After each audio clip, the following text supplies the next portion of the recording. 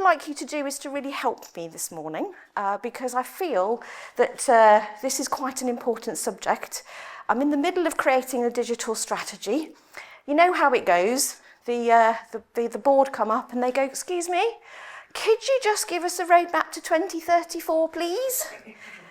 And in IT, we've had this morning, all of the panelists, fantastic panel this morning, telling us how fast our IT is developing.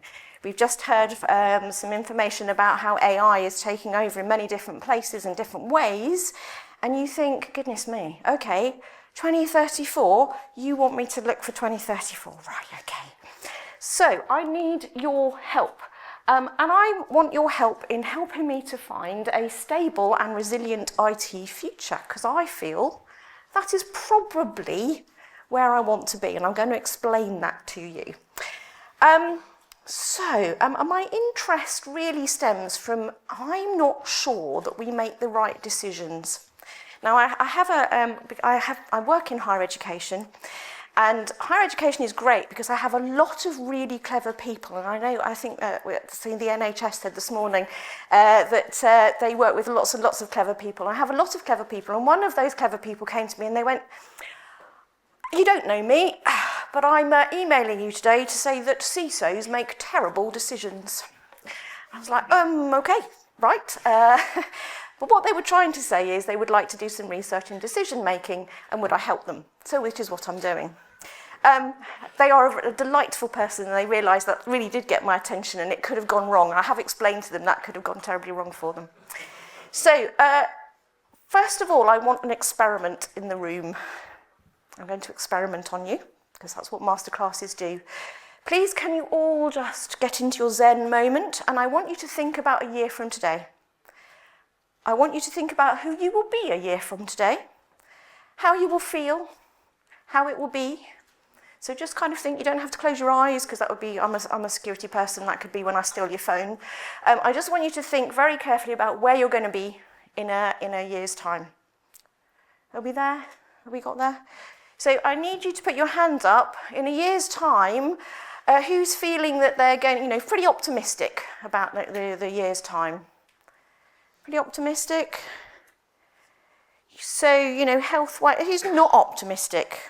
Because you're going to be my main helpers, right? Yes, like it. So we've got some not optimistic people. Is that kind of, are you optimistic? Who's optimistic about their health? We're all going to be fitter.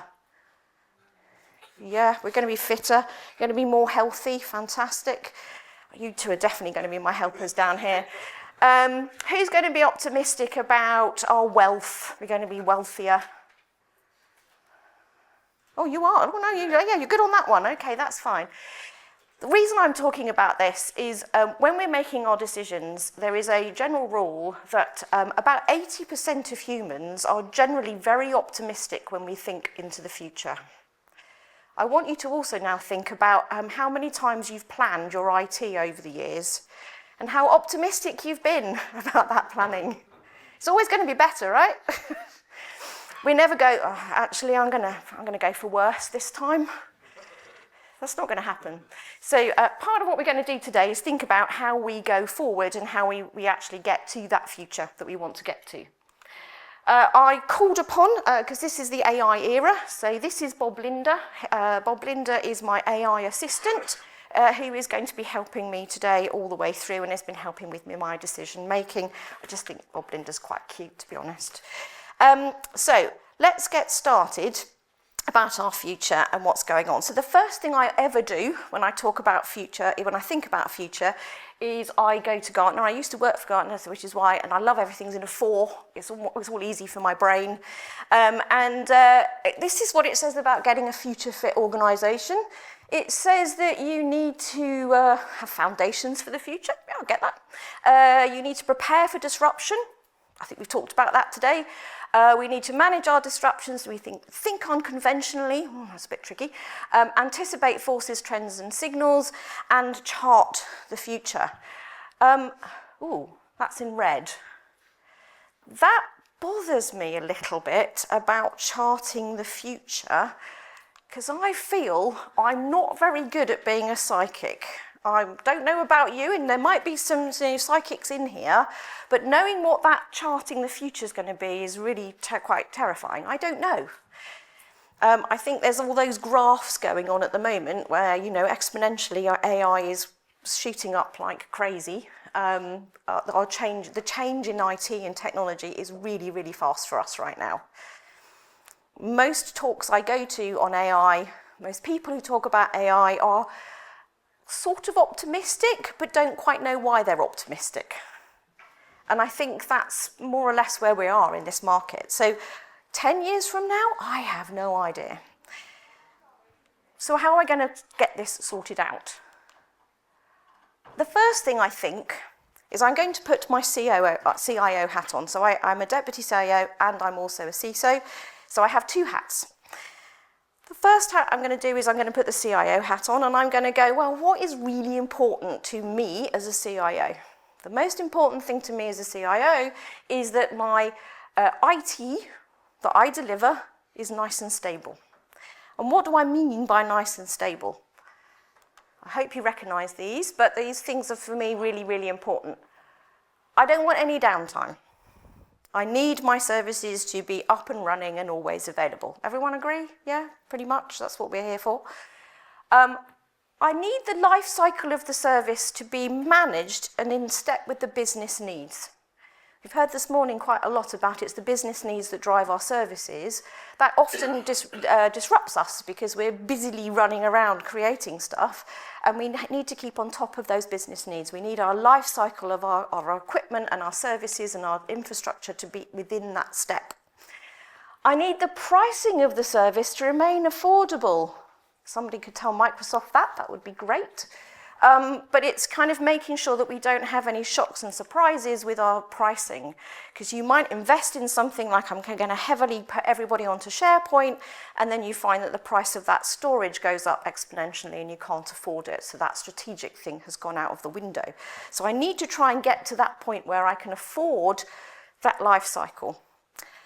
I need data integrity to be certain. So I need to make sure, we talked a lot about data today. It's one of our big problems, but we need it to be certain. And we also need it to be assured that it's available to the right people at the right time.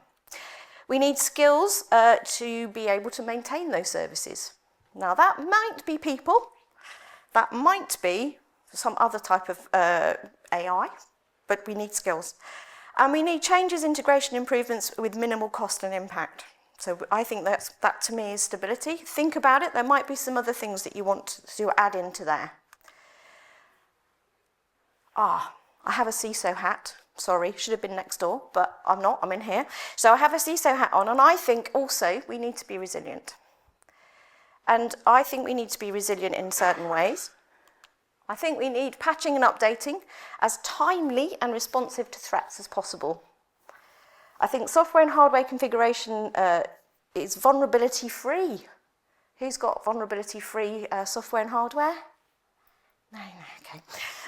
Data integrity is certain and data availability assured. Oh, hang on a minute, that's the same as stable, but I think it's absolutely critical for our resiliency too.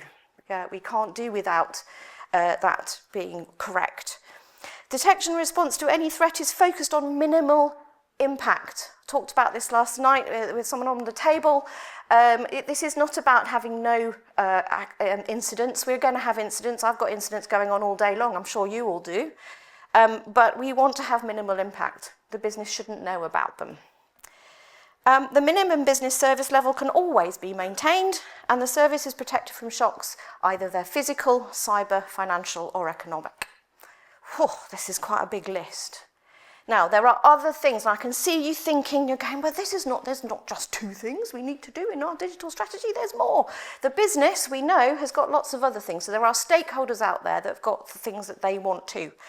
And that might be that they want easy functionality. They want to have it nice and super and easy, and that might be another one. But I'm going to focus on stability and resilience. Okay, so haven't got much time. What are we going to do? I'm not sure that I'm going to get to this utopian state. Because if I'm going to get all of those things, so a little show of hands, do you feel that right now you've got stability and resilience? Anyone that's really on there? Got it?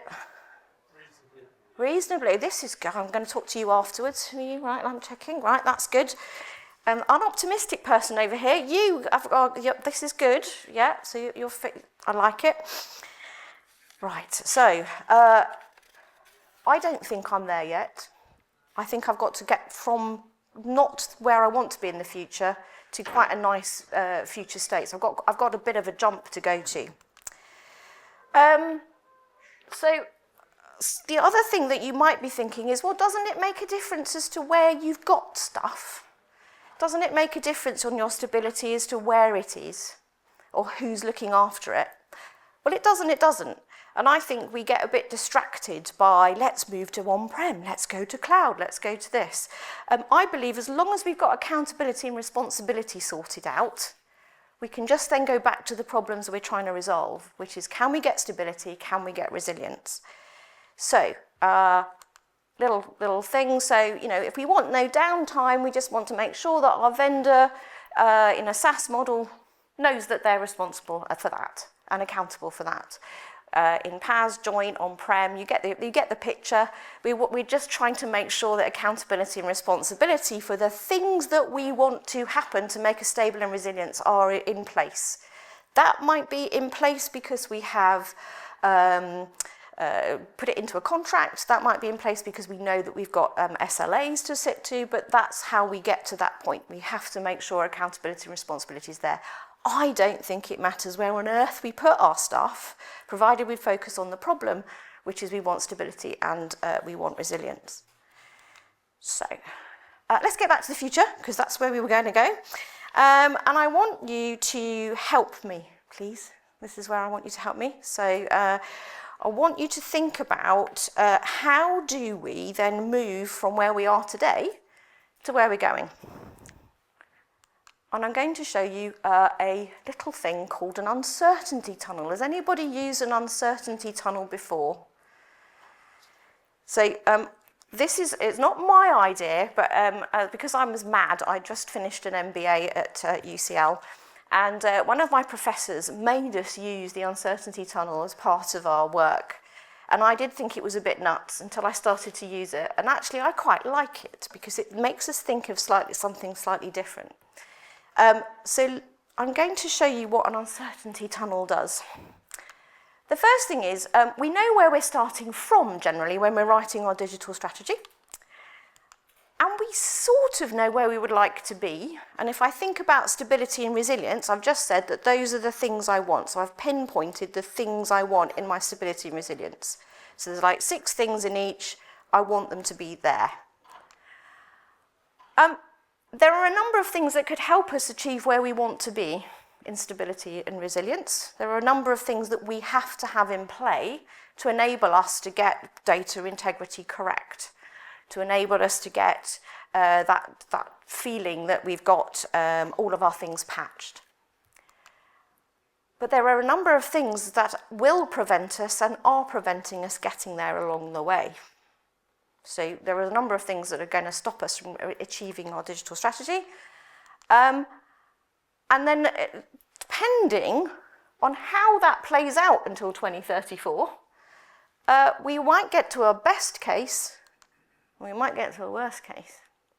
So I'm trying to think this through. So how do we use this? So I'm going to give you an example, and maybe you can help me. So I don't know whether anybody's ever had this happen to them, but we moved, sorry, this is confidential, but we moved our HR system from an on-prem to a cloud solution, but we kind of just lifted and shifted it. No one ever done that before? I'm sure it's just me. Yeah, I'm sure none of you have ever done this. Terrible thing to do. But we just kind of moved it, and it was fine. Obviously, this is going to cure the fact that it was on Rel 6 and, it was a bit out of date. So we moved it over, but it struggles to meet my criteria of stability and resilience. Now, there's lots of things we can do with it. We can completely change it. But at the end of the day, at the end of 2034, we need an HR service system which is resilient and stable. So what am I going to do with that? So any ideas about what we can do? What are the positive things we can do to get that to resilient and stable? What can I do to Buy a new one, yeah. But is that just buy a new one countable? That's just I don't know whether that's stable and resilient though, do I? So what's the kind of, let's drill down into that. What was buying the new one going to do? You need to set parameters that you want, that defines resilient to you, and then find a solution that matches that, at least before you invest. Okay, so do that. Okay, anyone else? Find out what's wrong with the current solution. Find out what's wrong with the current solution, yeah. What could be wrong with the current solution? Maybe it's not patched properly. Yeah. Under resource, or throw more resource at it. Throw more resource at it, yeah. So I'm going to, let me just do that. So hold on, too many clicks. Get there. So I thought, so let's do an example. I could remove the existing vulnerabilities, because I know at the moment there's existing vulnerabilities on the service. So I can remove existing vulnerabilities. That might be by buying a new one. That might be about updating it. But I need to remove the existing vulnerabilities. I can also, but what's going to prevent me from doing that? There's not enough resource of everyone delivering changes because the budgets are being cut next year. So I need to think about that, because that's something that will prevent it. So that's a good thing I need to do, but that's a bad thing that could prevent it. I could clean the data, put it within the data retention period and do some data cleaning. Good. But I also, the business process which encourages complicated data and over-retention, that's really hard to change culturally in my business. It's really, really very difficult. How certain am I that I can achieve some of these things? And this is the trick. So this is where our optimism and our not optimism comes in. I am an optimistic person. I will be able to run my 10K in February. I will, honestly, be able to. But I need to do some work to get there. How certain am I that I will go to the gym every morning? I did this morning. It's a very nice gym. But how certain am I that I will do that? I'm dedicated to it, so I will do it. I'm 100% certain I will do it. But how certain are you that your budgets aren't going to restrain you from getting to your utopia? Is it 100% certain? Is it 90% certain? Is it, what certainty have we got? And then once you've got your certainty, we can start to think about how we then measure up what we need to do to get to our outcome.